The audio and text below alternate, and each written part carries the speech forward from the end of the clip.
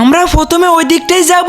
হ্যাঁ আমি ওই দিকটাই যাব, আর আসার সময় সুইমিং পুলটাও দেখে যাব। প্রথমে আমরা সবাই মিলে লিফটে উঠে পড়েছি, এবার নেমে পড়লাম। এবার দরজা খুলে এখানটা সবাই খেলা করছি, আর আমি আমার ছোট বাবুটাকে নিয়ে খেলা করছি। এই বাইরে যাবি না, মা যা বলে বলুক, আমরা একটু ঘোরাঘুরি করি। এই দরজা একটু ধাক্কা মারি। আরে কে রে আমার দরজা ধাক্কা দিল? এই মেয়ে কি হয়েছে? সরি আন্টি, ঠিক আছে ঠিক আছে। এই তুই আমার সাথে এরকম কেন করলি? দাঁড়া পরে তো তোকে দেখে নিব।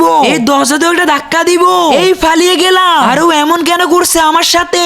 এই তোমার কি হয়েছে? সরি সরি, যা যা এখান থেকে। যাচ্ছি যাচ্ছি। এই তুই কেন এমন করছিস? ওই যে আর একটা দরজা আছে, এইবার ধাক্কাটা আমি মারবো। চল আমরা ওই দিক দিয়ে যাবো। এই আমি ধাক্কা দিয়ে পালিয়ে গেলাম। আজকে দেখবো কে কে শয়তানকে হারিয়ে মাকে জিতিয়ে দেয়। মাকে ভালোবাসলে ভিডিওটিতে লাইক দিয়ে চ্যানেলটাকে সাবস্ক্রাইব করে দাও। আর শয়তানকে ভালোবাসলে কিছুই করতে হবে না। এই কি হয়েছে কি? ওই কিছু তো হয়নি। কেমন দিলাম? ওরে বাবারে, এখন আমি কি করব? এই যে চশমা পরে একটু অন্ধ হওয়ার অভিনয় করি। ও অবলা ছেলে, চোখে তো দেখতে পাই না। আচ্ছা আচ্ছা, তোমাকে বাড়ি পৌঁছে দিয়ে আসি, চলো। তোমার ঘরটা কোন দিকে আমাকে বলো তো একটু। আর আমি তো বোকা বনে গেলাম। কি চালাক ছেলে রে বাবা।